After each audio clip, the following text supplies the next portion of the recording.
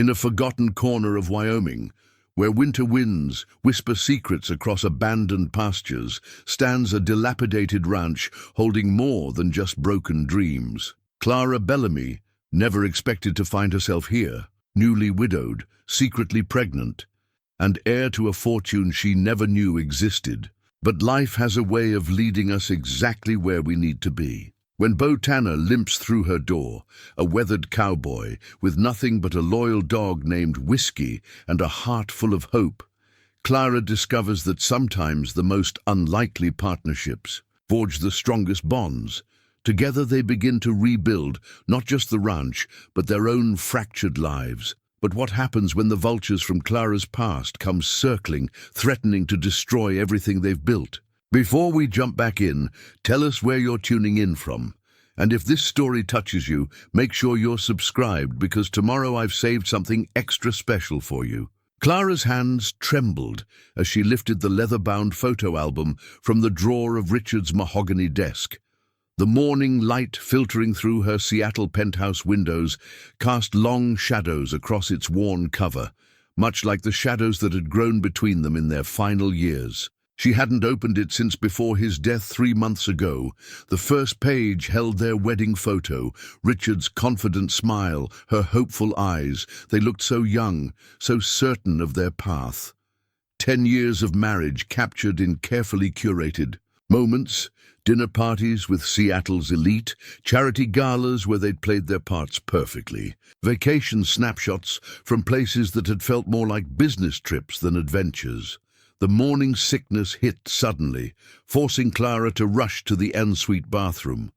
When she returned, pale and shaking, her eye caught the statement from Richard's secret account lying open on the desk. $5 million, tucked away in Wyoming of all places, along with deed papers for something called Shadow Creek Ranch. She sank into his leather chair, one hand unconsciously moving to her still flat stomach. The pregnancy test from last week had changed everything, but this was Richard's final surprise, a fortune hidden away in the middle of nowhere, revealed only by his death. Her phone buzzed again, another message from Richard's family's lawyers.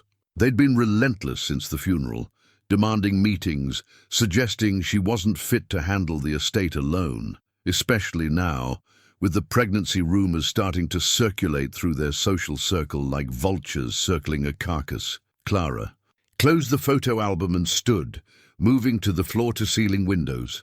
Seattle sprawled below, a maze of glass and steel that had once felt like home. Now it felt like a trap, every corner holding memories she couldn't face, every social event an opportunity for pitying glances and whispered judgments. The ranch. Deed caught her eye again, Shadow Creek. Even the name sounded like an escape, like somewhere you'd go to disappear and rebuild. Richard had bought it 6 months before his death, his last secret, his final act of independence from his suffocating family legacy.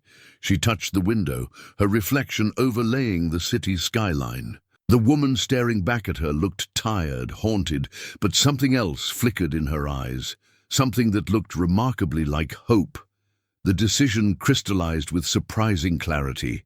Seattle held nothing but ghosts now, memories of a marriage that had slowly cooled into polite distance, of a husband she'd never truly known, of a life that felt increasingly like an elaborate performance.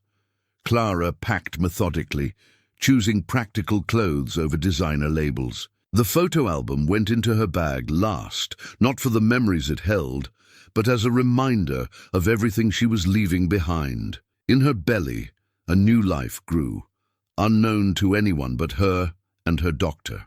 In Wyoming, a new property waited, unknown to anyone but her and her lawyer. For the first time since Richard's death, she felt something other than grief or numbness. She felt ready to leave the carefully constructed facade of her Seattle life behind, ready to face whatever waited for her at Shadow Creek Ranch, ready to become someone new, someone real. The ranch deed crinkled in Clara's hands as her rental car crested the final hill. Shadow Creek Ranch sprawled before her, a patchwork of neglected fields and weathered buildings beneath an endless Wyoming sky. The property line stretched far beyond what she'd imagined. 3,000 acres, according to the yellow document, though most of it looked wild and untamed. All this was Richard's secret, she murmured, her voice lost in the vastness of the afternoon. The main house stood like a sentinel against the backdrop of distant mountains, its paint peeling and shutters hanging askew. Not exactly the luxury retreat she'd half expected when she'd first discovered its existence. The gravel driveway protested under her tires as she pulled up to the house. Her real estate agent, Tom Wheeler, waited on the wraparound porch, his expression caught between concern and curiosity. He was nothing like the polished Seattle professional she was used to, just a weathered man in his 60s, wearing a worn cowboy hat and practical boots. "Mrs. Bellamy," he called out, descending the creaking steps, "welcome to Sunrise Valley, though I reckon you're wondering if you've made a mistake already." Clara stepped out of the car, instinctively wrapping her cashmere coat tighter against the spring wind. "It's different from what I expected. Your husband bought it sight unseen," Tom said, scratching his grey stubble. "Paid cash, which raised some eyebrows around here. We don't get many mystery buyers in these parts." The morning sickness lurked at the edges of her awareness, but Clara forced it down. She hadn't driven 12 hours through 3 states to turn back now. "Show me everything, please." Tom's tour revealed the full scope of what she'd inherited. The main house needed significant work: plumbing updates, electrical repairs, a new roof. The barn stood sturdy but empty, its huge doors creaking in the wind. Various outbuildings dotted the property, each with its own list of necessary repairs. "The previous owners let it go about 5 years back," Tom explained as they stood in the kitchen, its once elegant fixtures now dulled by time. "Bank held it until your husband's offer came in. Folks around here wondered what someone'd want with a broken-down ranch, especially paying the price he did." Clara traced her fingers along the granite countertop, surprisingly pristine beneath a layer of dust. "And what do they wonder now? Now they wonder about you, Mrs. Bellamy, single woman from the city, taking on a place like this. Not that it's anyone's business, mind you." A wave of nausea hit suddenly, and Clara gripped the counter. Tom pretended not to notice, turning to study the view from the window instead. She appreciated his discretion. It was different from the invasive concern she'd grown used to in Seattle. "The deed mentions water rights," she said once she'd recovered, pulling out the document again. "Something about Shadow Creek itself?" Tom nodded, his expression brightening. "That's the properties. Saving grace. You got senior water rights to the creek that runs through the back acres. In Wyoming, that's worth its weight in gold. Probably why your husband was willing to pay what he did." Clara followed him onto the back porch, where the setting sun painted the landscape in shades of amber and gold. Below the house, a creek wound through the property like a silver ribbon, its banks lined with ancient cottonwoods. Despite the disrepair surrounding her, something about the scene stirred an unexpected emotion in her chest. "Town's about 20 minutes that way," Tom said, pointing east. "Not much compared to what you're used to, but we've got the essentials. Doc Jenkins has a good practice if you need—" He paused diplomatically. "Any kind of medical care." Clara nodded, grateful for the subtle acknowledgement of her condition. News travelled fast in small towns, but perhaps here it would be met with quiet acceptance rather than social speculation. As Tom drove away, Clara stood alone on the porch, the deed still in her hands. The document represented more than just property now. It was a chance to rebuild, to create something entirely her own. The vastness of the task ahead should have terrified her, but instead she felt a strange sense of peace. The baby shifted, its first flutter so faint she might have imagined it. Above her, stars began to appear in the darkening sky, countless and clear in a way they never were in Seattle. Perhaps Richard's final secret wasn't just about money or land. Perhaps it was about offering her a different kind of wealth altogether, the chance to start again. Clara woke to the sound of a truck engine coughing to a stop outside the house. 3 days into her new life at Shadow Creek, she'd already learned that unexpected visitors were rare enough to warrant attention. She moved to the window, one hand resting protectively over her growing secret. A battered blue Ford pickup sat in the driveway, its paint job losing a long battle with Wyoming weather. A dog, some kind of cattle dog mix, stood in the truck, abed, tail wagging as it watched its owner climb out, with a noticeable limp. The man moved like someone who'd learned to work around an old injury, compensating without thinking about it anymore. 3 sharp knocks echoed through the house. Clara hesitated, then made her way downstairs. Seattle manners warred with rural reality. She was still dressed in yoga pants and an oversized sweater, hardly the put-together image she usually presented to the world. She opened the door to find him mid-knock, his weathered face registering surprise at her quick answer. Up close, she guessed he was in his early 40s, with grey threading his dark hair at the temples and laugh lines etched deep around his eyes. His clothes were worn, but clean, faded jeans, work boots, and a chambray shirt with the sleeves rolled up. "Ma'am," he said, touching the brim of his hat, "name's Beau Tanner.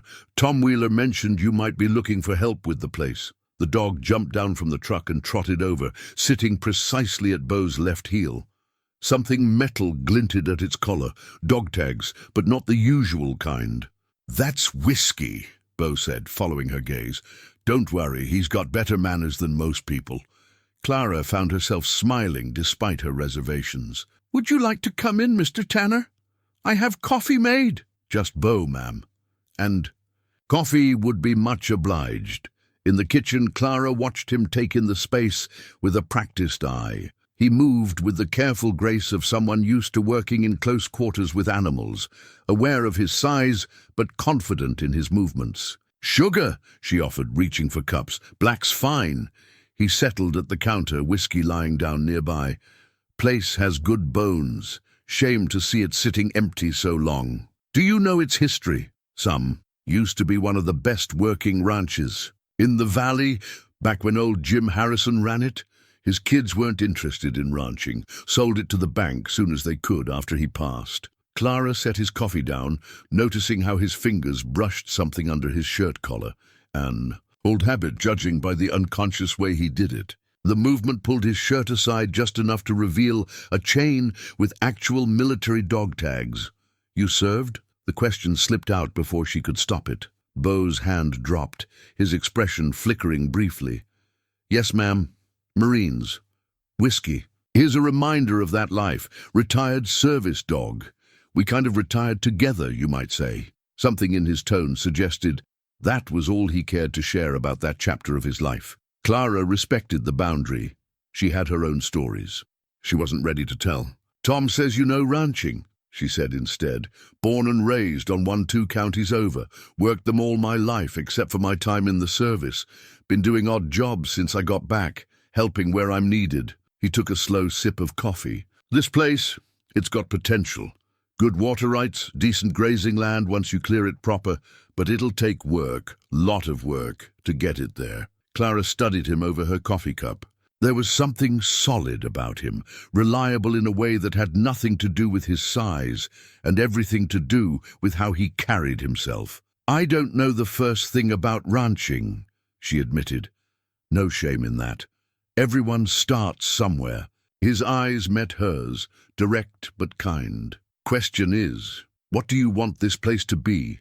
The baby shifted again. That butterfly flutter she was just starting to recognize. "A home," she said softly, surprising herself with the truth of it. "Something real, something that works."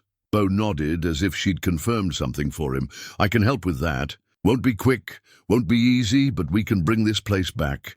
He reached down to scratch Whiskey's ears.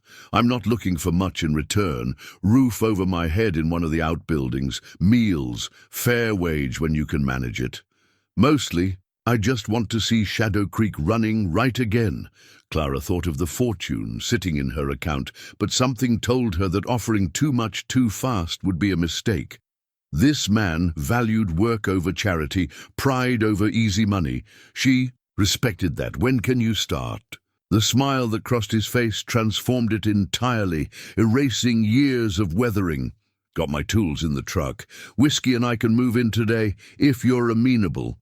Looking at him, at his quiet confidence and capable hands, at the dog tags that spoke of service and sacrifice. Clara felt the first real stirring of hope since Richard's death. Perhaps the ranch wasn't the only thing that could be rebuilt. The blueprints spread across the kitchen table like a map to the past, their edges curled and yellow with age. Beau had discovered them, tucked away in the barn loft, preserved in an old metal tube.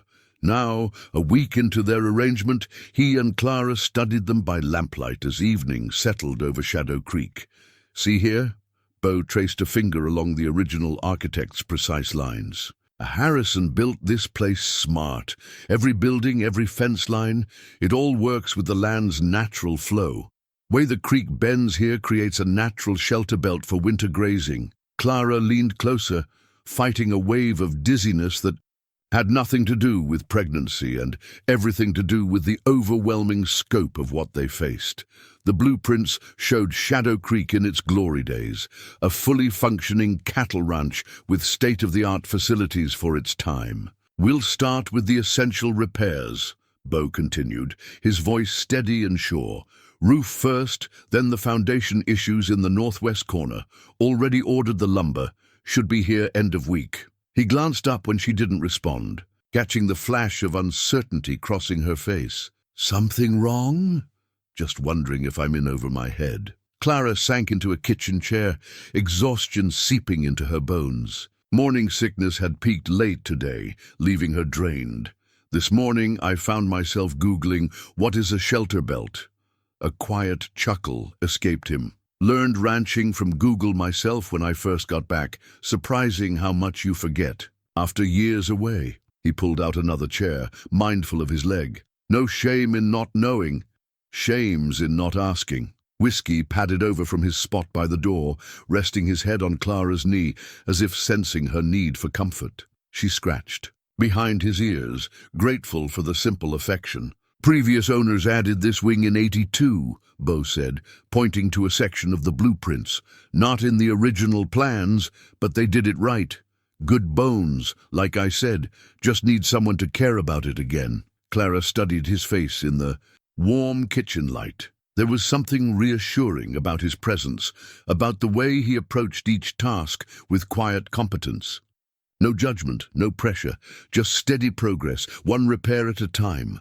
"The garden shed is falling apart," she offered, finding her voice again. "I thought maybe, if we cleared it, that space could work for a greenhouse, for growing vegetables, herbs, something manageable to start with." Beau's eyes crinkled at the corners. "Good thinking. Fresh produce is hard to come by out here in winter. Greenhouse would pay for itself quick enough." He made a note on the pad beside the blueprints, his handwriting surprisingly neat. "Could start clearing it tomorrow if you're up to supervising." The way he said it, offering her a role without questioning her capability, made something warm settle in her chest. "I'd like that." They worked late into the evening, planning and prioritizing. Clara found herself sharing bits of her previous life, her background in project management, her eye for design. Beau listened intently, finding ways to apply her skills to their mammoth task. When she finally stood to make tea, a wave of nausea hit hard. She gripped the counter, knuckles white. Beau pretended to be absorbed in the blueprints, giving her privacy in her moment of weakness, but whiskey was instantly at her side, offering silent support. "Got some ginger tea in my truck?" Beau said casually, still studying the papers. "My sister swore by it when she was carrying my niece. Could bring it by tomorrow if you'd like." Clara froze. "How did you—" "Ranch life teaches you to notice things. Where you avoid coffee now, morning appointments in town every other week, how you rest your hand just there." He looked up finally, eyes kind. "Don't worry, not my business to share.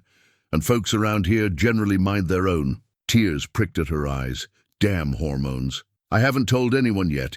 It's still early, and with everything else, secret safe." He rolled up the blueprints with careful hands. "My sister's still in town, runs the pharmacy.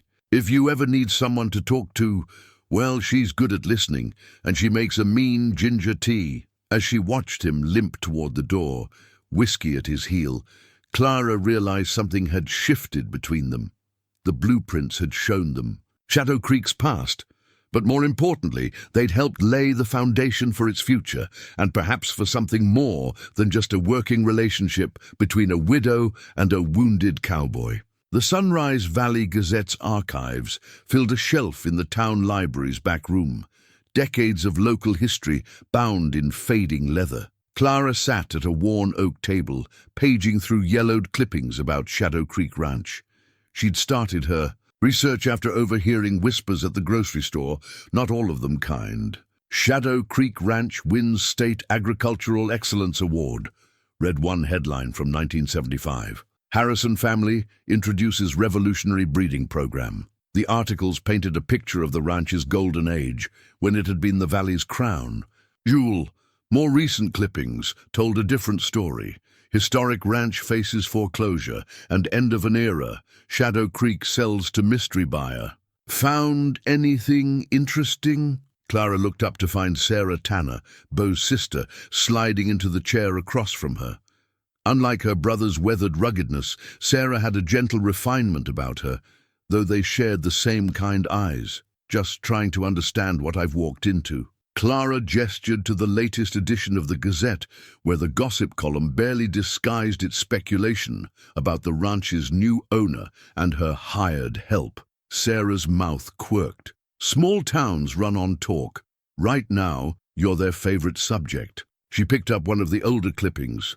Though you're not the first Shadow Creek owner to stir up gossip, when Jim Harrison bought those first Hereford bulls, you'd have thought he'd imported aliens. And now? Clara pressed. What are they saying about me, about Beau? Honey, they're saying exactly what you'd expect when a beautiful widow from the city shows up with a fortune and hires a handsome cowboy to help her. Sarah's voice held no judgment, just warm amusement. Though if they knew my brother, they'd know he's about as likely to chase a fortune as he is to take up ballet. Clara felt her cheeks warm. We're not, course not. But people will talk regardless. Sarah pulled something from her purse, a small packet of ginger tea. More importantly, how's the morning sickness? The change of subject was a relief. Better, actually, your tea helps. Good. Though you might want to find a better hiding spot for the empty boxes than your grocery store trash.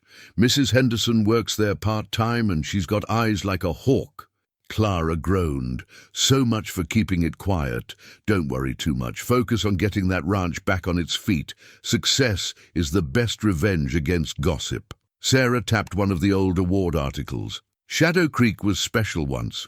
Word is, you and Beau are doing right by it. He's incredible with the place, Clara said softly. Knows exactly what needs doing, how to fix things I didn't even know were broken. Sometimes I wonder what he gets out of it. Sarah was quiet for a moment, studying her. You know, after he came back from overseas, Beau couldn't even look at a horse. Whatever happened over there, and he's never told me the whole story. It broke something in him. But these past few weeks, I'm seeing pieces of my little brother I thought were gone for good. Clara thought of how Beau had spent yesterday afternoon teaching her about fence repair, his patience never wavering as she fumbled with wire cutters. How he seemed most at peace when working with his hands, bringing order back to chaos. The ranch is healing him too, she realized. Maybe you both are. Sarah stood, straightening her pharmacist's coat. Come by the pharmacy later. I've got some prenatal vitamins that won't break the bank, and we can talk about finding you a good midwife. After Sarah left, Clara returned to the newspaper clippings, seeing them with new eyes. Shadow Creek's story wasn't just in the headlines about its rise and fall. It was in the small articles too. Community gatherings, 4-H club meetings, holiday, celebrations. The ranch had once been more than just a business. It had been a cornerstone of valley life. She gathered the clippings carefully, thinking of Beau working in the summer heat, rebuilding piece by piece. The town could whisper all they wanted. She and Beau were writing their own story now, one repair at a time. And maybe, just maybe, they were healing more than just the ranch in the process. The ultrasound image trembled in Clara's hands as she sat on the front porch steps, the evening breeze carrying the scent of fresh-cut hay from the south pasture. The baby, her baby, was clearly visible now. Tiny hands and feet defined in grainy black and white. 12 weeks. The doctor had called it a milestone. The sound of Beau's truck returning from town made her quickly tuck the image into her pocket. She wasn't ready to share this moment, not yet, though she suspected he already knew why she'd missed their morning repair session. He parked beside the barn, and Whiskey jumped down first, making his usual inspection rounds. Beau followed more, slowly, his limp more pronounced after a long day. Feed bags and lumber filled the truck bed, supplies for their expanding operation. "Roof's nearly done," he called out, making his way toward her. "Got the special orders in for the barn doors too. Should arrive next week." He stopped at the bottom of the steps, studying her face with that quiet perception that still caught her off guard. "Everything okay?" Clara nodded, then shook her head, then laughed softly at her own contradiction. "I don't know. It's just real now. Really real." Understanding crossed his features. Without a word, he settled beside her on the steps, leaving comfortable space between them. Whiskey came to lay at their feet, ever the faithful guardian. "Saw the first cattle truck headed to the Watson place today," Beau said after a while, his voice gentle. "Made me think about our north pasture. Grass is coming in strong there. Be ready for grazing by fall if we stay on schedule with the fencing." Clara appreciated his shift to ranch business, how he always seemed to know when she needed distraction. "The repairs are eating through money faster than I expected," she admitted. "Ranch'll pay for itself, given time. Land this good with water rights like these?" He gestured to the creek, where spring runoff had turned it into a rushing silver ribbon. "Just needs the right investment." "Like this?" Clara pulled the ultrasound from her pocket, surprising herself. Something about his steady presence made sharing feel natural. Beau took the image carefully, his rough hands surprisingly gentle with the delicate paper. He studied it with the same thoughtful attention he gave to repair plans and cattle ledgers. "Due in November," she said softly. "Right when you said we'd be ready for the first herd. Good timing." He handed the image back, his smile reaching. His eyes, "Calving season's not till spring, you'll have your feet under you by then." The simple confidence in his words, "You'll not you might," wrapped around her like a warm blanket. "I don't know the first thing about calves, or babies for that matter. Babies are easier than calves. Less hooves to worry about." His attempt at humor drew a genuine laugh from her. "Besides, you won't be doing it alone. Sarah's already planning the baby shower, and Mrs. Henderson's probably knitting booties as we speak. The whole town must know by now. Small towns are good for raising kids, always someone around to help, to teach them things." Shadow Creek was like that once, full of life, children running around during brandings and harvest festivals. Clara rested her hand on her still small bump, imagining it. The ranch was transforming under their care. New roof gleaming in the sunset, fresh paint brightening the weathered walls, garden boxes built and waiting for summer plantings. Even the old greenhouse foundation was cleared, ready for its new purpose. "I felt it move today," she whispered, "during the ultrasound, like a butterfly." Beau nodded, his expression soft in the fading light. "Life has a way of surprising us. 6 months ago, I was just getting by, doing odd jobs, trying to—" He trailed off, one hand unconsciously rubbing his bad leg. Then Tom Wheeler mentions a city woman needs help with Shadow Creek, and suddenly there's purpose again. The evening settled around them, peaceful and warm. From this angle, Clara could see all they'd accomplished. The fixed fences, the cleared fields, the strengthened foundations. But more than that, she could see what was coming. Cattle grazing in green pastures, gardens full of vegetables, a nursery in the upstairs room that caught the morning sun. We should celebrate, she decided. All the progress. Sarah mentioned a good dinner place in town. Miller's. Beau's voice held a note she hadn't heard before. Been ages since I cleaned up proper, but might be nice to celebrate. Clara stood, suddenly aware of how close they'd been sitting. The ultrasound image felt warm in her pocket, like a promise of things to come. "Tomorrow night? 7? "Yes, ma'am." He tipped an imaginary hat, his eyes crinkling with humor. I'll even wear my good boots." As she watched him walk toward the barn, Whiskey trotting faithfully beside him, Clara realized the butterfly feeling wasn't just the baby anymore. Something else was growing here at Shadow Creek, something just as new, just as full of possibility. The prescription bottle rolled across the barn floor, escaping from Beau's dropped tool belt. Clara caught the flash of orange plastic in the early morning light. VA prescription, his name printed clearly on the label. She hadn't meant to see it, just as she hadn't meant to arrive early enough to witness one of his bad moments. Beau stood at the far end of the barn, one hand braced against a support beam, the other pressing hard against his bad leg. His breathing came in controlled, measured counts, the kind she recognized from her own anxiety management sessions after Richard's death. Whiskey was already moving, pressing his body against Beau's good leg, providing steady pressure and support. The dog's training was evident in every careful movement. "I can come back," Clara offered softly, announcing her presence. Beau straightened slowly, his usual composure returning like a shield sliding into place. "No need, just an old wound acting up, weather's changing." She retrieved the bottle, noting how his eyes tracked her movement.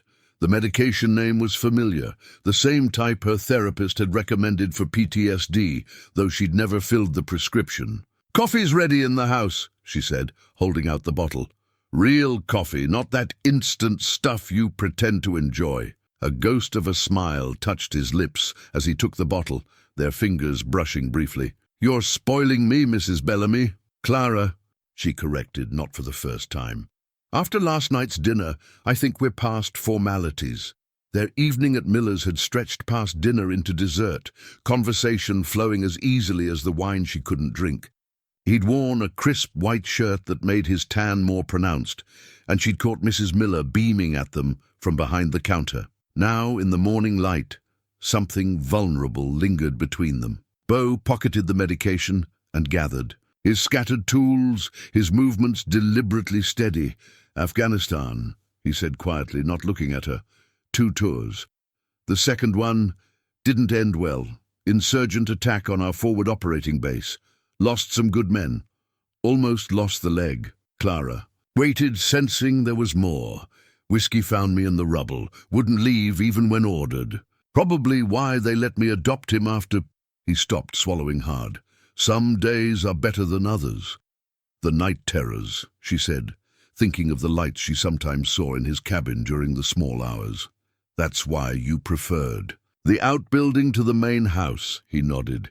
"Didn't want to disturb you. Whiskey helps and the medication, but sometimes the memories come anyway." "Yeah." He finally met her eyes. "Like your quiet hours on the porch swing, when the grief hits."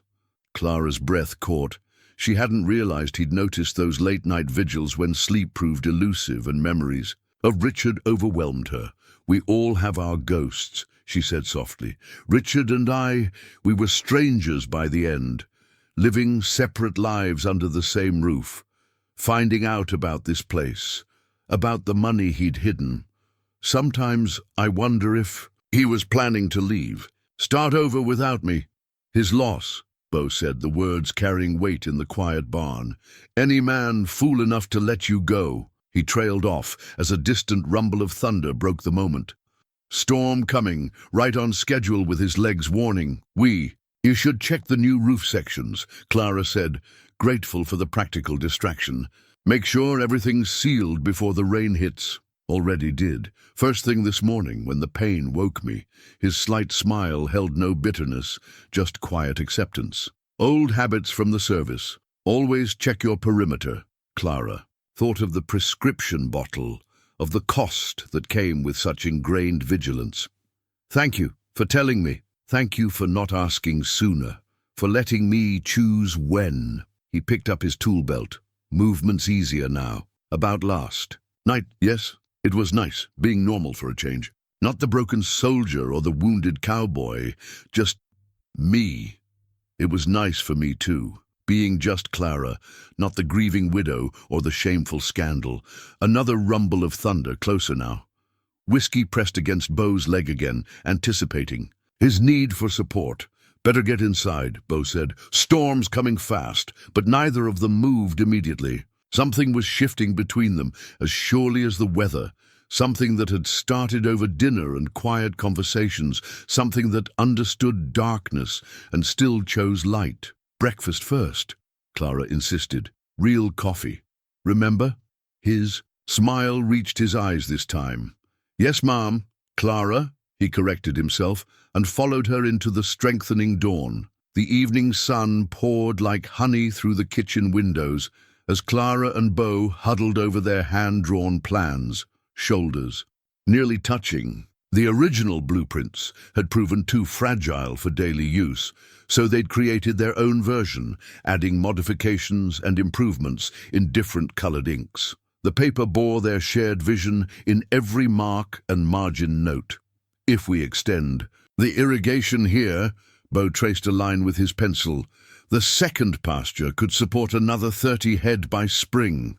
His sleeve brushed against her arm, and neither moved away. Clara nodded, adding her own notes in purple ink. At 4 months, pregnant, her handwriting had become the only neat thing about her. The rest of her felt ungainly, caught between phases. But her mind was sharp as ever.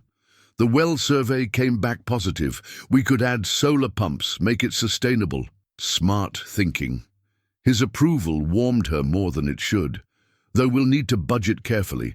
Solar's not cheap. I've been running the numbers." She pulled out her laptop, where sophisticated spreadsheets tracked every expense and projection. Her corporate background proving useful in unexpected ways. A kick from the baby interrupted her, strong enough to make her gasp. Without thinking, she grabbed Beau's hand and pressed it to the spot. Time suspended. His palm was warm. Through her thin summer dress, rough calluses catching slightly on the fabric. The baby kicked again, as if performing on cue. "Well, hello there, little rancher," Beau said softly, wonder replacing his usual reserve. His thumb moved in a gentle circle, and Clara's heart stuttered. Whiskey whined from his spot by the door, breaking the spell. They separated quickly, though the warmth of his touch lingered. "Sorry," Clara managed. "I shouldn't have. Don't apologize." His voice was gruff but gentle. "It's a miracle, feeling new life like that. Been a while since anything felt miraculous." The plans lay forgotten between them, as Clara studied his profile in the golden light. These past weeks had changed him, or perhaps just revealed what was always there, buried under grief and duty. The limping soldier had become a man who smiled more easily, who taught her about ranch life with infinite patience, who sometimes looked at her in a way that made her forget to breathe. "The nursery plans," she said, pulling a sketch from beneath the ranch diagrams. "What do you think?" He examined her drawings of the upstairs room, the one with eastern light and a view of the creek. She'd sketched built-in bookshelves, a window seat, a rocking chair angled to catch the sunrise. "It's perfect." His finger traced the lines she'd drawn. "Though you'll want to add a door to the adjoining room for midnight feedings." "I thought that could be my room," she admitted. "Instead of the master downstairs. It feels safer somehow, closer." Understanding flickered in his eyes. He'd been the one to find her sleepwalking last week, guided her gently back to bed without comment. They didn't talk about how he'd started sleeping in the main house after that. Whiskey keeping guard in the hallway. "Could reinforce the floor first," he offered. "While we're at it, old houses like this, always good to check the support beams." Clara smiled at his practical care, his way of showing concern through action. "You don't think it's crazy? All these plans when I barely know how to change a diaper. Ranching's mostly learning as you go. Parenthood too, I expect." He paused, choosing his words carefully. "My sister's offered to help. Said it's about time she got to spoil a baby." The casual way he included his family in her future made Clara's throat tight. "Sarah's been incredible. The whole town, really. Mrs. Miller keeps sending food home with you, and Doc Jenkins calls just to check in, and they see what you're building here." Beau's hand covered hers where it rested on their plans. "Not just the ranch. Community. Family. Purpose. We." she corrected softly. What we're building. The air between them charged with possibility. Clara could feel the calluses on his fingers, earned from months of rebuilding her dreams alongside his own. His eyes held questions he hadn't asked, promises he hadn't voiced. The baby kicked again, gentler this time. Outside, cicadas sang their summer symphony as darkness gathered. Their plans spread before them like a map to the future. Ranch improvements, sketched in his strong hand, nursery dreams drawn in her careful strokes, margins filled with shared notes and hopeful calculations. "We should finish the irrigation plans," Clara said finally, though she didn't move her hand. "Should," Beau agreed, not moving either. Whiskey huffed from his post, as if amused by their hesitation. The moment stretched, sweet and fragile as spun sugar. Then Beau's thumb brushed over her knuckles, deliberate and tender, and Clara knew their most important plans weren't drawn on paper at all. The legal documents arrived on a pristine autumn morning, carried up the freshly gravelled driveway in a sleek black Mercedes that looked absurdly out of place at Shadow Creek. Clara watched from the porch as Richard's brother stepped out, looking exactly as she remembered. Expensive suit, calculated smile, every inch the corporate shark. "Clara, darling," James Bellamy's voice dripped false concern. "You're looking rustic." His eyes fixed on her visible pregnancy, then swept dismissively over the ranch improvements. "Though I can't say the same for poor Richard's investment." Beau materialized beside her, silent as a shadow.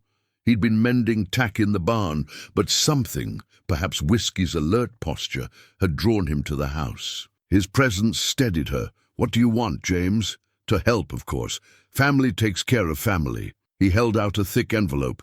"These documents will make everything easier. The ranch sale, the trust arrangements for the child, all very generous terms."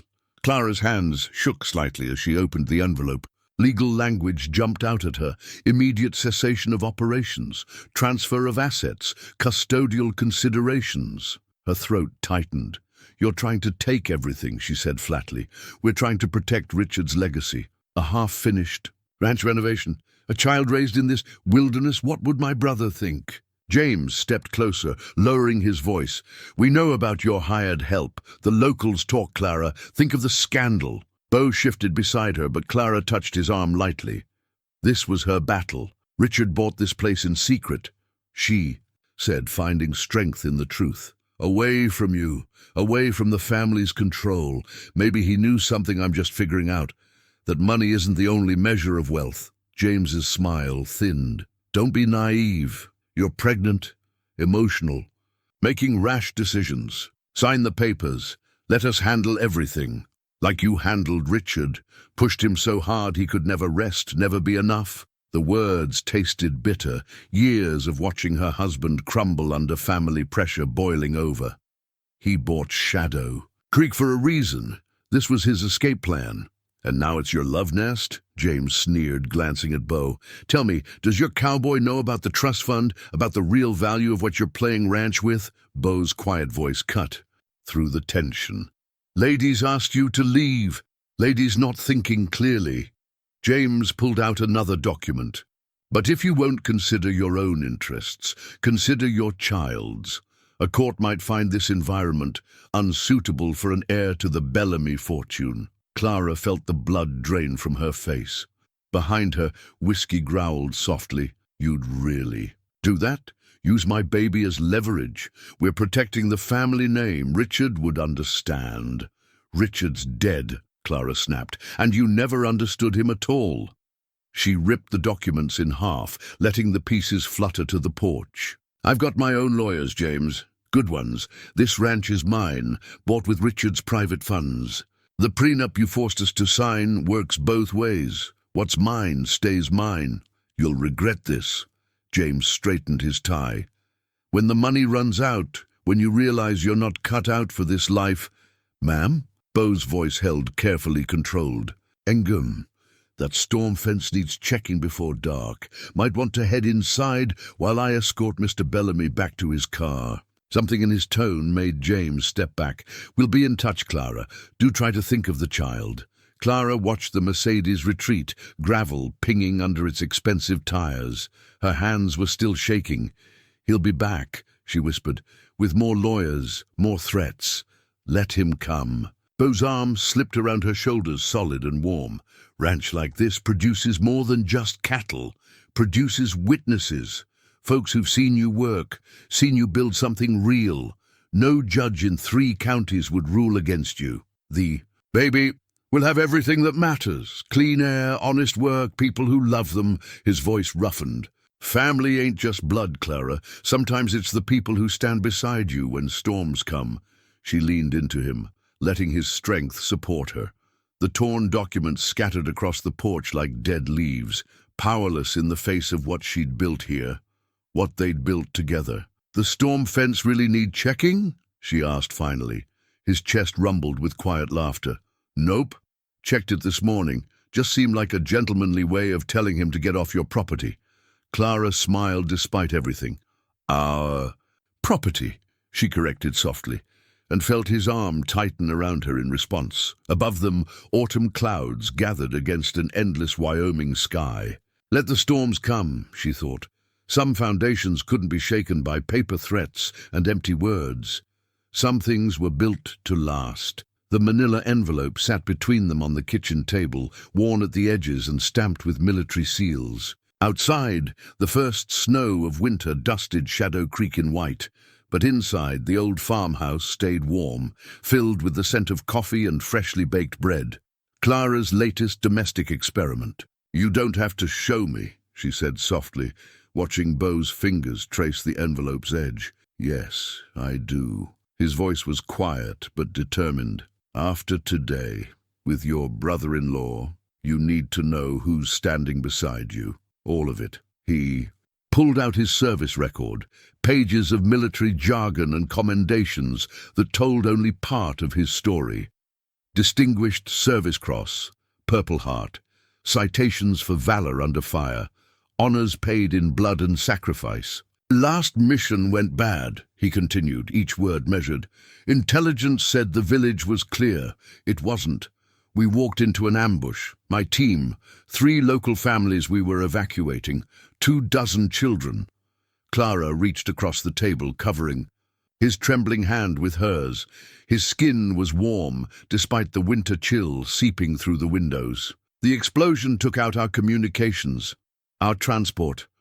Took my leg too, though the docs managed to save most of it." He squeezed her fingers, gently.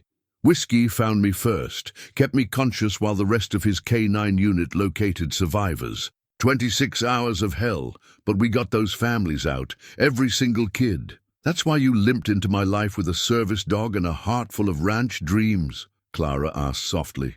A ghost of a smile touched his lips. "Ranching was my grandfather's legacy. After the medical discharge, it seemed like the only path that made sense. Quiet work, honest work. No one gets hurt if you mess up a fence line. But you couldn't find your place until Shadow Creek." His eyes met hers, honest and unguarded. "Until you gave me something to rebuild that mattered." Clara stood, moving to the window. Her reflection showed what James had tried to dismiss. Woman 5 months pregnant, wearing work jeans and one of Beau's old flannel shirts, her hair touched with strands of hay from the morning's chores. Behind her, Beau's reflection waited, patient as always. "Richard's family thinks I'm playing ranch wife," she said finally. "That I'll get tired of the work, the isolation. That I'll sell when it gets hard." She turned to face him. "But they don't understand what we're building here." "What are we building, Clara?" The question hung in the air between them, heavy with possibility. Outside, Whiskey's bark announced Sarah's arrival, right on time for their weekly dinner, carrying more prenatal vitamins and small-town news. "A home," Clara said, her voice stronger than she expected. "Not just for the baby or the cattle or the crops, for second chances, for healing." She met his gaze steadily. "For love, if we're brave enough to claim it." Beau stood slowly, his bad legs stiff from the weather. He moved to her with the deliberate grace she'd come to cherish, until barely a breath separated them. "Brave is watching you stand up to threats without flinching," he said roughly. Brave is choosing this life, this place, when you could have any life you wanted. I have the life I want." Clara lifted her hand to his face, feeling the slight tremor that ran through him at her touch. "I have the man I want, if he'll have me. Decorated war hero, limping cowboy, gentle heart and all." His kiss was like coming home, tender and certain, carrying the promise of 1,000 tomorrows. When they parted, his forehead rested against hers, their breathing synchronized like they'd been practicing for months. A knock at the door made them step apart, though their hands remained linked. Sarah's voice carried through, accompanied by the smell of her famous apple pie. "Should we tell her?" Clara whispered, suddenly shy. Beau's laugh was soft and warm. "Pretty sure she's been waiting for this since June." He touched her cheek gently. "Though we might want to lead with the ranch's quarterly profits, let her know her little brother can provide for his family proper." "Our family," Clara corrected, the word tasting like joy on her tongue. The baby kicked as if in agreement, and Beau's free hand moved instinctively to her belly. The service record lay forgotten on the table, its weight of secrets lifted.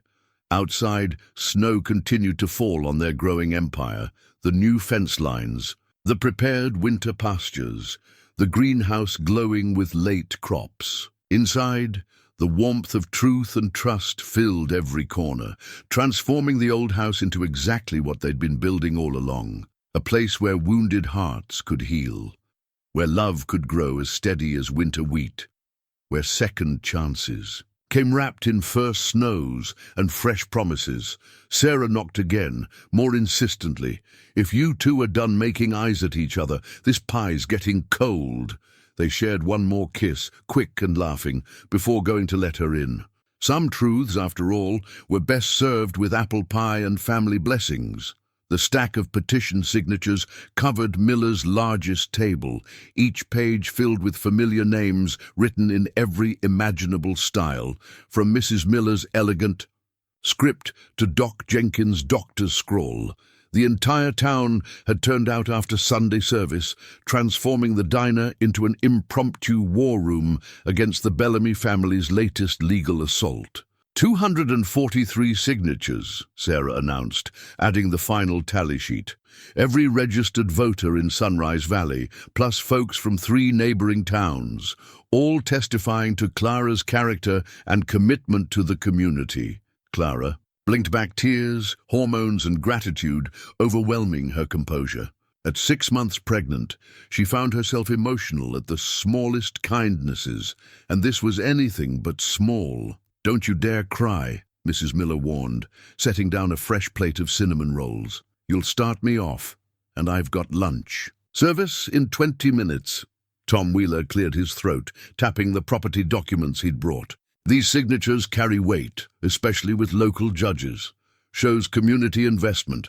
Plus, I've got records of every improvement you've made to Shadow Creek. Increased property value, new jobs created, environmental upgrades. Ranch hasn't run this well since Jim Harrison's day." Beau's hand found Clara's under the table, his quiet strength grounding her.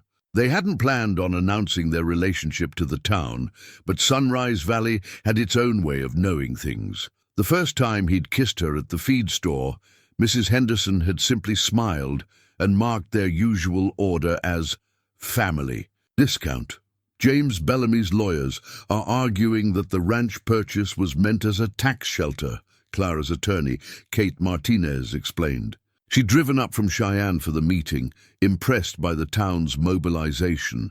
They're claiming Richard never intended it as a working ranch. Therefore, Clara's investments constitute misuse of family funds. Tax shelter. Doc Jenkins snorted. Boy's never seen a working ranch in his life. Can't fake what Clara and Beau have built here. My grandfather helped Jim Harrison raise his first barn. I know what this land can do with the right care. "And the custody threats?" Clara asked softly, her free hand resting on her belly. "Empty posturing," Kate assured her. "You've got prenatal, records showing excellent care, a thriving business, strong community support, stable relationship status." She nodded toward Beau. "Plus, Wyoming courts favor mothers unless there's clear evidence of unfitness, which She gestured to the petition signatures. "We have overwhelming proof against." "Still shouldn't have to fight for what's rightfully hers," Beau said, his voice carrying the quiet authority that had made him a natural leader in town meetings. Sarah gathered the signatures into a neat folder, her pharmacist's precision showing. "That's why we're all here. Shadow Creek isn't just Clara's investment. It's part of our community again. Those kids you hired for summer work, first jobs they didn't have to leave the valley for. That greenhouse program with the high school, teaching sustainability to the next generation. The Bellamys want to talk about legacy. This is real legacy." Clara remembered the teenager who'd helped plant the greenhouse, Mary Chen, whose parents ran the general store. The girl had taken to organic farming like she was born to it, already talking about agriculture college. "We're filing our response." "Tomorrow," Kate said, accepting a cinnamon roll from Mrs. Miller. "With these signatures plus the economic impact statements Tom prepared, we're on solid ground. The Bellamy lawyers can posture all they want, but they're fighting the whole community now." "Speaking of community," Mrs. Miller interjected with a sly smile, "when are you two making things official? Baby needs a proper last name, and I've got the perfect recipe for wedding cake." Beau choked on his coffee, while Clara laughed, the sound carrying all her joy and relief. "One legal battle at a time," she managed, but didn't miss how Beau's thumb brushed over her ring finger, a promise in the gesture. The diner slowly emptied as folks headed home for Sunday dinner, each stopping to offer support, and, in Mrs. Henderson's case, unsolicited advice about baby names. Soon only Clara, Beau, and Sarah remained, watching snow gather on the windowsills. "Thank you," Clara said, touching the folder of signatures. "All of you. I never expected—" "Family," Sarah reminded her, squeezing her shoulder. "Blood or chosen. It's all family here." Later, driving back to Shadow Creek through the gentle snow, Clara watched Beau navigate the familiar roads, whiskey dozing in the back seat. The petition signatures rode between them, physical proof of belonging. "Penny for your thoughts?" Beau asked, reading her contemplative mood. "Just thinking about legacy," she said softly. "How it's not what the Bellamys think it is. It's not money or property or even last names. It's community. It's love. It's building something that matters." His smile warmed her more than the truck's heater. "Speaking of building," he said carefully, "Mrs. Miller might have a point about making things official." Clara laced her fingers through his on the gear shift. "Yes," she said simply. "She might." The hospital bracelet dug into Clara's wrist as she gripped the bed rails, fighting another contraction. 7 months pregnant, too early for this kind of pain. The monitors beeped steadily, each sound a reminder of what she stood to lose. "Breathe through it," Sarah murmured, one hand on Clara's back. She'd been the one to find Clara collapsed in the greenhouse, the one who'd called the ambulance while Beau was in town picking up supplies. "That's it, nice and slow." The contraction peaked and ebbed. Clara fell back against the pillows, exhausted. "The baby." "Stable," Sarah assured her, adjusting the fetal monitor. "Doc Jenkins called ahead. Cheyenne General's got the best NICU in the state, just in case. But let's focus on keeping this little one right where they are for now." The door burst open as Beau arrived, snow melting on his shoulders, whiskey at his heels wearing his service vest. One look at his face told Clara he'd broken every speed limit between town and the hospital.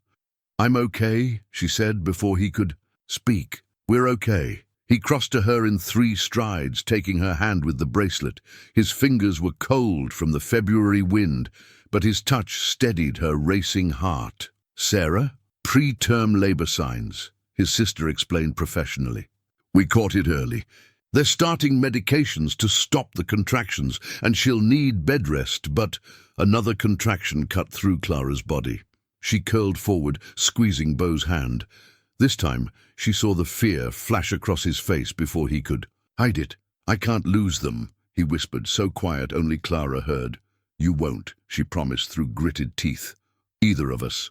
The next hours blurred together, doctors coming and going, medications flowing through IV lines, monitors beeping. Their constant vigil. Sarah stayed, her pharmacist's knowledge translating medical jargon into plain English.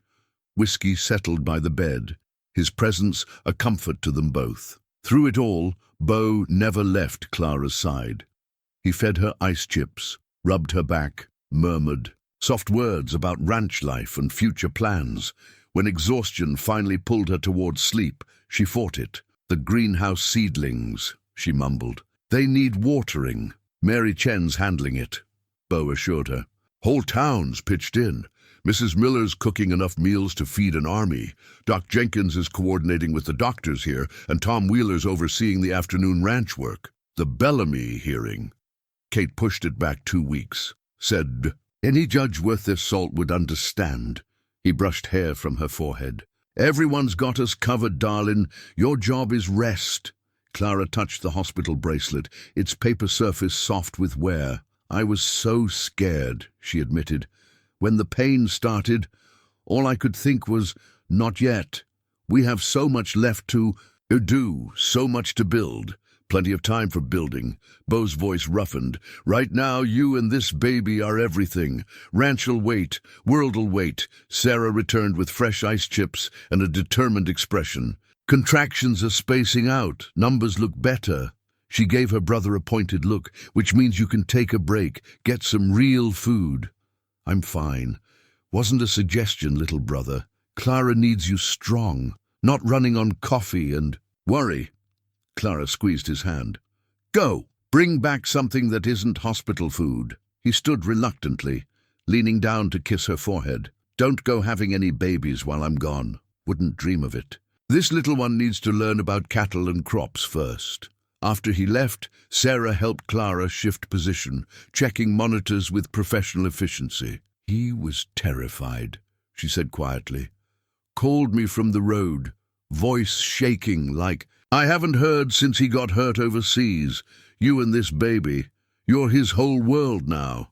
He's ours,' Clara replied simply, resting her hands over her belly. The baby moved, gentler than before, as if understanding the need for calm. When Beau returned, he carried more than food. Someone, probably Mrs. Miller, had packed a bag with Clara's favorite nightgown, her prenatal vitamins, even the book of baby names they'd been discussing. The town's care wrapped around them like a warm blanket. "Marry me," Beau said suddenly, setting down the bag. "Not someday, not when things settle, now, today." Clara blinked. "In the hospital?" "Judge Martinez, Kate's husband, is on call at the courthouse. Sarah can witness. Whiskey can be best man." His eyes held a fierce certainty. Life's too short for waiting, too precious for maybes. The monitors beeped steadily, strong heartbeats. In harmony. Outside the window, snow fell on the mountains they called home. Clara touched her hospital bracelet, this small paper ring that had witnessed their fear and faith. "Yes," she said, feeling the rightness of it settle in her bones. "Today." Sarah wiped tears from her eyes. "I'll call the judge. And Mrs. Miller, she'll never forgive us if there isn't at least a small cake." Clara laughed softly, careful not to disturb the monitors. Crisis had crystallized what they'd known all along. Love, like ranch work, meant showing up every day, ready for whatever weather came, ready to build, ready to grow, ready to trust in tomorrow's sunrise. The original will lay on the courtroom table like a live wire, its pages stark against the polished wood. Clara sat beside Kate Martinez, her wedding ring still new enough to catch the fluorescent light when she moved. Beau sat directly behind her in the gallery, close enough that she could feel his protective presence. James Bellamy and his lawyers occupied the opposite table, their expensive suits at odds with the modest Wyoming courthouse. His smile flickered when Judge Thompson entered, a local woman known for her no-nonsense approach to family law. "Your Honor," James's lead attorney began, "the Bellamy family seeks to protect valuable assets from mismanagement, and I've read—" "Your briefs, Mr. Patterson," Judge Thompson interrupted, adjusting her reading glasses. "All 12 volumes. Let's cut to the heart of this. Ms. Martinez." Kate stood, holding up the weathered document. "Your Honor, we present Richard Bellamy's original will, located in his personal safe deposit box. Not the family vault, not the corporate archives, his private box, accessed only by him. Clara watched James's face pale slightly. This was their ace, the document they'd held back until now. The will is dated 3 months before his death, Kate continued, and contains specific provisions for Shadow Creek Ranch. If I may quote directly, "To my wife Clara, I leave not just property, but possibility. Shadow Creek represents everything. I wished I'd had the courage to choose a life of purpose over profit, of building over acquiring. The ranch and all assets connected to it are to remain solely in her possession, free from family oversight or corporate interference," the gallery murmured. Clara felt tears threaten but held them back. Richard's final message to her, hidden, like the ranch itself, waiting to be found. Furthermore, Kate pressed on, Mr. Bellamy included a personal letter explaining his purchase of the ranch. He intended it as an escape route, not just for himself, but for his wife and future children. He specifically rejected the Bellamy family's business model in favor of sustainable agriculture and community investment. James stood abruptly. "Your Honor, this document wasn't included in the initial discovery because you didn't ask for personal effects, Mr. Bellamy. You demanded corporate records, banking statements, property assessments. You never once asked what your brother actually wanted." Judge Thompson's voice carried decades of small-town wisdom. "Sometimes the truth isn't in spreadsheets." Clara thought of the greenhouse full of winter vegetables, the local teens learning sustainable farming, the restored grazing lands. Richard's investment wasn't just yielding profits, it was growing future stewards for the land. "The will is quite clear," Judge Thompson continued, studying the document, "but more compelling are these community impact statements. Mrs. Bellamy, or should I say Mrs. Tanner now? Congratulations, by the way, has transformed Shadow Creek into a vital part of our agricultural community. The educational programs alone." "She married the hired help," James burst out, "2 weeks ago in this very courthouse. If that doesn't prove this is all a scheme, watch yourself, Mr. Bellamy."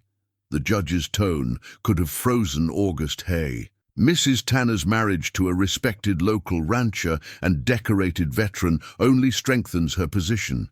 And I'd remind you that in Wyoming, we don't consider honest work beneath anyone's dignity." Clara felt Beau's hand touch her shoulder briefly. In the gallery, Sarah sat with Mrs. Miller, Doc Jenkins, and a dozen other town members, their chosen family, here to witness this final battle. Given the clear language of the will, the demonstrated success of the ranch operations, and the overwhelming community support, Judge Thompson adjusted her glasses again. "I find in favor of the defendant. Shadow Creek Ranch and all associated assets remain solely under Mrs. Tanner's control. Furthermore, I'm issuing an injunction against any future interference from the Bellamy family corporations." She fixed James with a stern look. "As for the implied custody threats, don't. This court takes a very dim view of using children as bargaining chips. That baby is due in 2 months, and I better not see any of you back in my courthouse trying to challenge its welfare." Relief washed through. Clara like spring rain. Behind her, the gallery's quiet celebration felt like a collective exhalation. "Your brother," Judge Thompson addressed James directly, "chose to invest in land, community, and family. Real values, Mr. Bellamy. Perhaps it's time to respect his wisdom." Outside the courthouse, snow was falling again, softening the world's edges. Clara stood between Beau and Sarah, watching James's sleek car disappear toward Cheyenne. "Ready to go home?" Beau asked softly. Clara touched the will in her pocket, Richard's last gift, not of wealth, but of freedom. Then she reached for her husband's hand, feeling the calluses that spoke of honest work and faithful love. "Home," she agreed, knowing the word meant more than just a ranch now. It meant family chosen and earned, community built and cherished, love tested and proven true. Above them, the mountains stood eternal against the winter sky, witnesses to endings and beginnings, to battles won and peace hard-earned. Shadow Creek waited, ready for spring, ready for new life, ready for whatever tomorrow might bring. The birth certificate waited to be filled out, pristine and official on the hospital table, while April sunshine streamed through the window. Clara held her newborn daughter, marveling at tiny fingers and rosebud lips, while Beau perched on the edge of the bed, looking both terrified and amazed. "Hannah Grace Tanner," Clara said softly, testing the name they'd chosen months ago. "What? Do you think, cowgirl? Does it fit?" The baby yawned, drawing a quiet laugh from both parents. She had Clara's delicate features, but Beau's dark hair, and something uniquely her own, in the way she gripped her father's finger with surprising strength. "Strong like her mama," Beau murmured, his voice rough with emotion. 8 hours of labor, and you never once gave up. Had good support." Clara smiled tiredly at Sarah, who was arranging flowers from Mrs. Miller beside a truly impressive collection of handmade baby blankets from half the county's grandmothers. "Though I could have done without the entire town pacing the waiting." "Iroom, try keeping them away," Sarah snorted. "Mrs. Henderson brought her famous buttermilk biscuits for the nurses. Doc Jenkins consulted with every pediatrician on staff. And Tom Wheeler's been calling the ranch hands every hour for updates on the spring calving. Swears the heifers were waiting for Hannah to arrive first." As if on cue, Whiskey's distinct bark echoed from the hallway where he'd appointed himself guardian of the door. A moment later, Mrs. Miller peeked in, bearing what looked suspiciously like another casserole. "Just a quick peek at our newest rancher," she whispered, setting down her burden. "Land's sake, she's perfect. Got the Tanner chin, I'd say, but her mama's grace." Clara watched Beau's chest swell with pride, saw the way his hands shook slightly as he helped her adjust Hannah's blanket. For a man who could gentle wild horses and rebuild broken barns, he handled their daughter like she was made of spun glass. "The birth certificate, Mrs. Tanner." A nurse entered with efficient warmth. "We'll need the details for processing." Clara nodded to the document. "Beau, would you—" He picked up the pen, then hesitated. "You sure about the name? Could honor Richard's family somehow, if you wanted." "Hannah Grace Tanner," Clara repeated firmly. "Named for your grandmother who taught you to ranch, and my aunt who taught me to stand tall. This little one's legacy isn't about the Bellamys. It's about the people who build things, who love deeply, who choose family." The nurse smiled as Beau filled out the certificate with careful strokes, his rancher's hands cradling the pen like it was precious. Name, date, parents, place of birth, simple facts that couldn't capture the magnitude of this moment. "Look there," Sarah said softly, pointing out the window. A double rainbow arched over the distant mountains, vivid against storm clouds that were breaking up into patches of blue. Grandma Hannah always said that was good luck. Hannah chose that moment to wake fully, blinking up at them with unfocused eyes that held all the promise of spring mornings and summer sunsets. Clara felt tears spill over. Happy tears this time, not the frightened ones she'd shed during those uncertain hours of early labor. "Welcome to the world, little one," she whispered. "You've got quite a home waiting for you." "Speaking of home," Sarah interjected, "you should see what your ranch hands have been up to. Mary Chen's been sending photos. They've turned the nursery into something from a magazine. That greenhouse project taught her more than just farming." Beau pulled out his phone, showing Clara the pictures.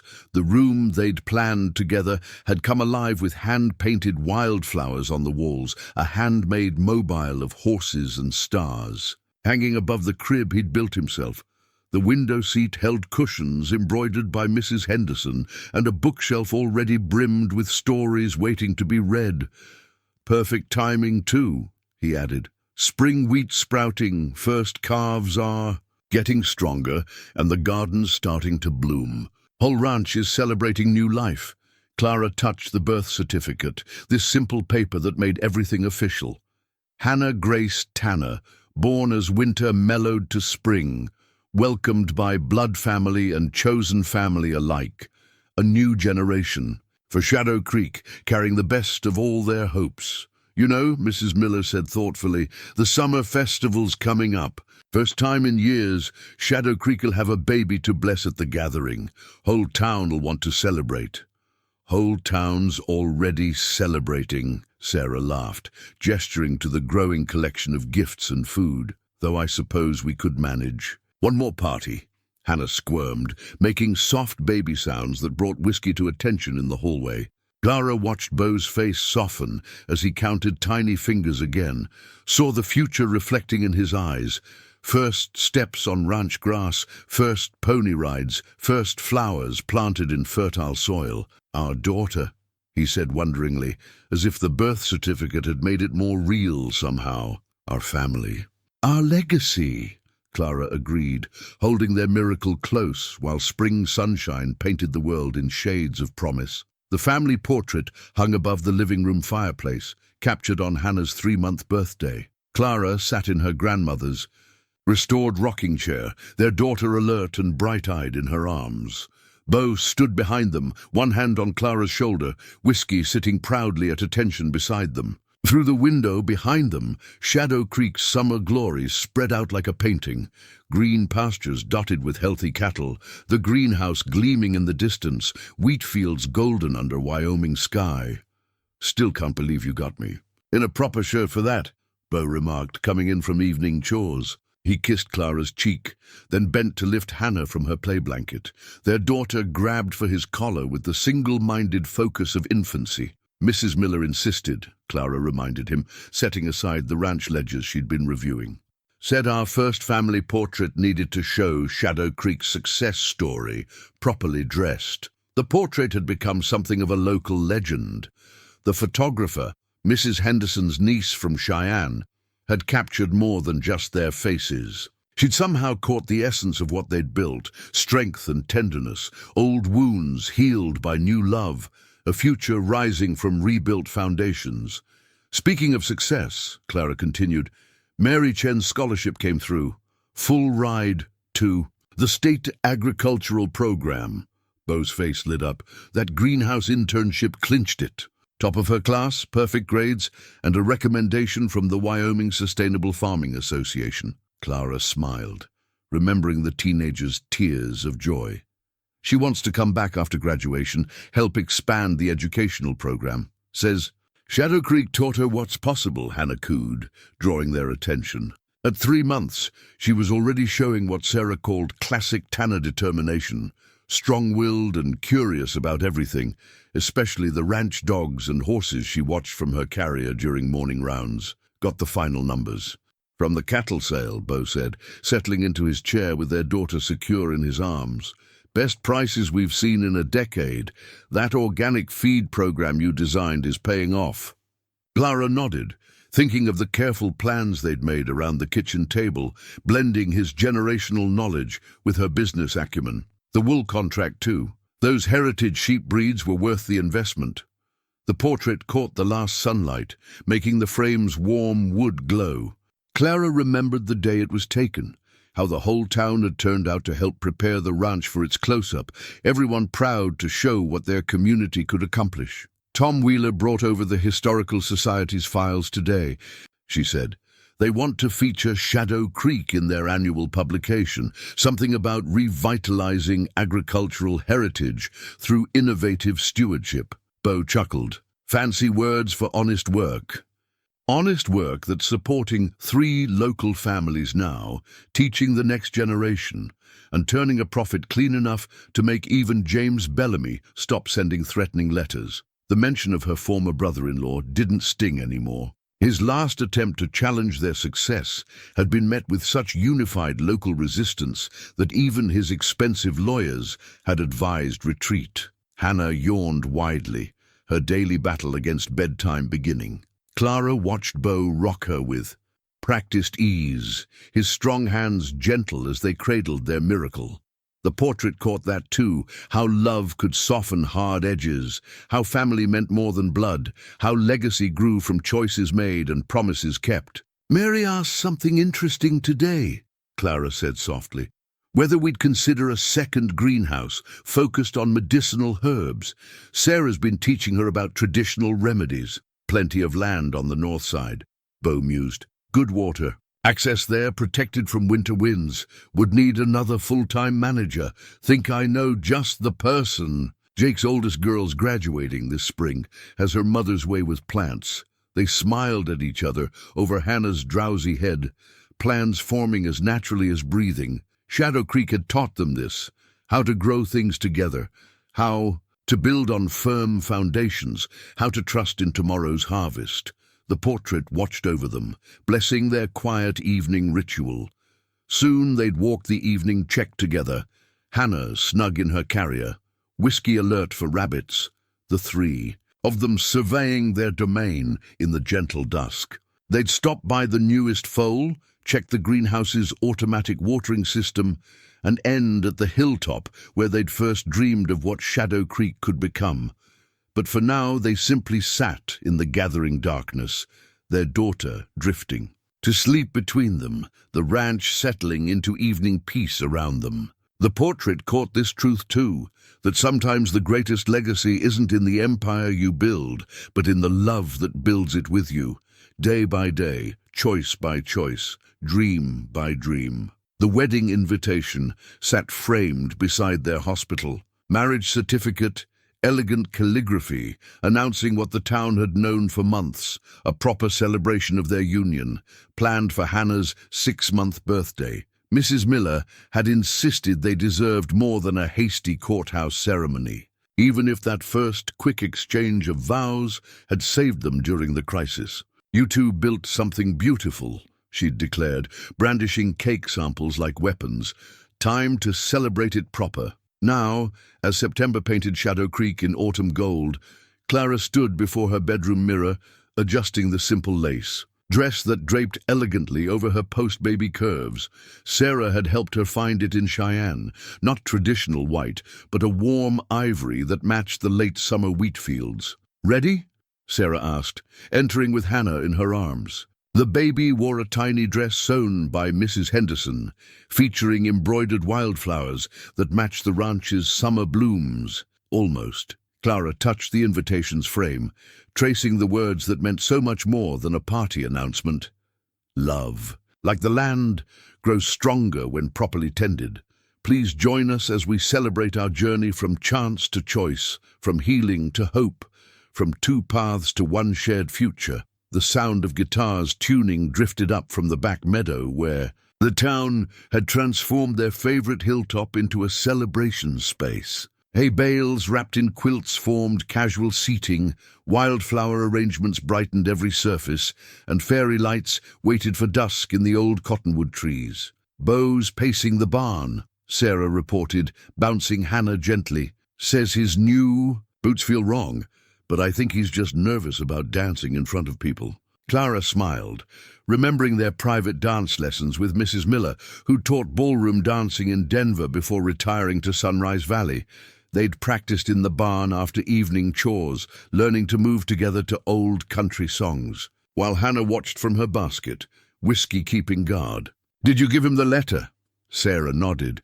"Along with Pa's old bolo tie. Made him cry, though he'll never admit it." A knock at the door revealed Mary Chen, looking grown-up in her bridesmaid dress. "Everyone's ready. Mrs. Miller says the cake will melt if we wait too long, and Doc Jenkins is worried about his speech getting too long if he keeps editing it." Clara took a final look in the mirror. This wasn't the society wedding the Bellamys would have expected, but it was perfect, as natural and right as the changing seasons, as honest as the work that had built their life together. The walk to the ceremony site became a procession of memories, past the greenhouse where they'd first shared morning coffee, past the barn where late-night conversations had turned to love, past the garden where Hannah had first smiled at butterflies dancing, over summer squash. Music swelled, not Wagner's march, but a gentle country ballad about coming home. Clara rounded the final corner on Doc Jenkins' arm. He'd insisted on giving her away, claiming medical privileges. And there was Beau, standing tall and proud beneath an arch of autumn flowers. He wore his good black shirt and new boots, his father's silver belt buckle catching the afternoon light. But it was his expression that caught Clara's heart. the same look he'd worn the day Hannah was born, like he couldn't quite believe his luck. Their vows were simple, shaped by months of living them already. Promises to build together, to face storms together, to create legacy together. When Beau added a quiet promise to teach Hannah both ranching and dancing, more than a few guests wiped away tears. "The thing about ranch work," Doc Jenkins said in his speech later as sunset painted the reception golden, "is that it teaches you what matters. Good foundations, patient growth, faithful tending. These two didn't just rebuild Shadow Creek. They grew something new here, something that feeds more than cattle and crops, something that nourishes hope itself. They danced their first song as officially married partners under stars just beginning to emerge. Hannah, secure in Sarah's arms, reached for the fairy lights with delighted squeals. Around them, their chosen families celebrated, Mrs. Miller directing the food service with military precision, Tom Wheeler teaching city cousins about cattle. Breeds, Mary Chen explaining greenhouse technology to fascinated agriculture students. "Remember our first dance?" Beau murmured, leading Clara in a sure-footed turn. "In the barn, both of us too nervous to admit what was growing between us. You said ranching and love were similar," she recalled. "Both need work and faith. And both bloom better for the effort." He drew her closer as the music slowed. "Speaking of blooming, that test you took this morning?" Clara smiled against his shoulder. "Sarah confirmed it, due in May, right when the spring calves arrive." His steps faltered just slightly before recovering. "2 babies under 2. Guess we'll need that second greenhouse supervisor sooner than planned. Good thing we know how to build things that last." The invitation's words caught the last sunlight in its frame. Love, like the land, grows stronger when properly tended. As night fell soft around them, Shadow Creek's lights twinkling like earthbound stars, Clara knew they'd not just tended their love, they'd helped it flourish into something as vast as Wyoming skies and as sure as mountain foundations. The time capsule gleamed copper bright in the morning sun as Clara and Beau prepared to seal it beneath Shadow Creek's new welcome sign. 1 year had transformed their lives in ways neither could have imagined when they'd first met on this very spot. "Ready?" Beau asked, holding sleeping 2-month-old Thomas Richard against his shoulder, while Hannah, now walking with determined toddler steps, investigated the capsule's shine under Whiskey's watchful eye. Clara nodded, touching her grandmother's locket, their final addition to the collection. Inside the capsule, they'd gathered pieces of their journey. The original ranch deed, a dried flower from their wedding arch, Hannah's first tiny boot, a photo of Thomas's birth with Sarah and Mrs. Miller beaming in their roles as honorary grandmothers. Each item told part of their story, a legacy preserved for future generations. Time capsule was Mary's idea, Clara reminded him, watching their former greenhouse intern direct the setup for Shadow Creek's first agricultural education symposium. Chairs and display tables dotted the front meadow, showcasing their sustainable farming methods to visitors from 3 states. "Said we needed to document the ranch's rebirth properly." Smart girl. Beau shifted Thomas gently as the baby stirred, full scholarship serving her well. "Called yesterday about that expansion proposal. Wants to add a research partnership with the university." Hannah chose that moment to discover she could make the capsule ring like a bell, her delighted giggles drawing attention from the gathering crowd. Clara scooped her up, breathing in the sweet mixture of baby shampoo and morning air. "Mama, shiny!" Hannah declared, reaching toward the capsule again. "Very shiny, sweetheart. Want to help Daddy put it in its special place?" The ceremony was brief, but meaningful. Tom Wheeler spoke about Shadow Creek's history, his voice proud as he described its transformation. Doc Jenkins added thoughts about legacy and community, making Clara tear up despite her best efforts. Even Mrs. Miller managed to keep her remarks short, though she'd included 3 pages of family recipes in the capsule for future reference. As Beau secured the capsule in its prepared foundation, Clara surveyed their domain. The ranch buildings gleamed with fresh paint and purpose. The greenhouse complex, now 3 strong, hummed with activity as students prepared for demonstrations. Cattle grazed on restored pastures, sheep dotted the hillsides, and the original barn had become a learning center for sustainable agriculture. "Found something interesting in the attic yesterday," Beau said, as they walked toward the symposium setup, their children secure in the double stroller Sarah had insisted they'd need. Letter from Richard, dated just before he bought the place. Clara's heart skipped. Even now, her late husband could surprise her. He wrote about wanting more than profit margins and board meetings, said he'd watched his family build empires. But forget to build joy. Beau's voice was gentle. Said he hoped whoever found their way to Shadow Creek would understand that true wealth grows from the ground up. He would have loved this, Clara said softly, watching Hannah wave to arriving guests while Thomas slept peacefully. The education programs, the community involvement, the way we've honored the land. He chose well, Beau agreed, his hand finding hers. Gave you the freedom to build something real. Gave us all something real, she corrected, thinking of James Bellamy's face when they'd invited him to the symposium. He'd declined, but his daughter hadn't. She was due to arrive today, eager to learn about agricultural sustainability for her environmental science thesis. The morning sun caught the copper capsule's plaque as workers carefully laid the welcome sign's foundation around it. Future generations would find their story here, understand how love and labor had transformed broken things into beauty. Shadow Creek Ranch, the new sign read.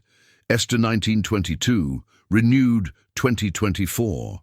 Where legacy grows, hope flourishes, and all are welcome. To learn nature's wisdom, Mrs. Miller called from the refreshment tent, something about the organic honey display needing attention. Mary waved from beside a cluster of university professors, her enthusiasm visible even at a distance. Sarah arrived with fresh coffee and knowing smiles, taking Hannah for her promised aunt adventure, while Clara handled the morning's presentations. "Ready for your speech?" Beau asked, adjusting Thomas's blanket. Clara looked at their children. Their land, their life built choice by choice and dream by dream. The time capsule would preserve their beginnings, but the real story was still unfolding. In every crop planted, every student taught, every moment of joy shared.